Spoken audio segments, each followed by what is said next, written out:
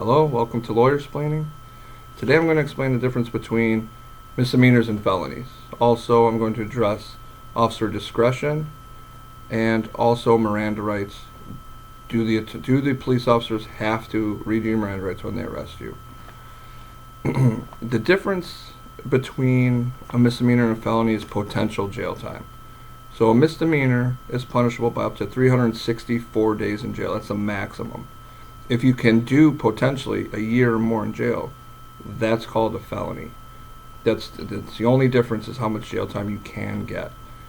So here in Illinois, a Class A misdemeanor is maximum potential jail time of 364 days in jail, just a day shy of a year, and up to $2,500 fine. Any felony is a year, potentially a year or more in jail. An officer has the discretion to charge someone with a local ordinance offense or also a misdemeanor.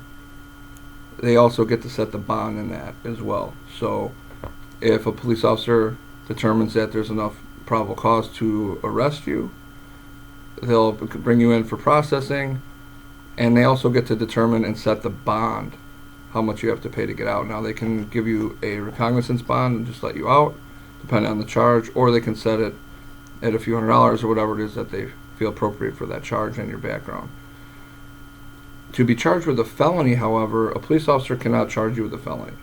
So if a police officer feels that there's enough facts and alleged information of the conduct to potentially charge you with a felony, they send that up to felony review. An attorney has to determine whether to charge you with a felony or not. So it goes to the local prosecutor's office, where it goes through felony review, where an attorney, the prosecutor's office, looks at all the information that the police officer has gathered and will either decide to charge you with that felony or not. If you are charged with the felony, you have to go in front of a judge to determine your bond. An officer doesn't get to determine that after that, and the attorney doesn't get to determine your bond either. So you have to go shortly after you've been charged with that crime. You would go to the local judge, and he would determine how much bond you have to pay. Either can give you a recognizance bond, depending on the charge and your background, or if you've missed court a few times, they can look at your history and maybe charge you a little more, or give you no bond depending on what the charges are. Where then you'd have to wait trial until you can post it. You'd be locked up in the local county jail until you posted that bond, or until your trial, whichever comes first. Now, as far as Miranda goes, Miranda, after an officer determines there's enough to arrest you based on probable cause, and he takes you into custody, you see people always say, I didn't get my Miranda rights read, I want the case dismissed. That's not how it works. Miranda rights have to do with being questioned by the officer. So if he witnessed the crime or he spoke with witnesses and he doesn't plan on questioning you for more information, there's no need to read you your Miranda rights. There's no need to have an attorney there because you're not being questioned.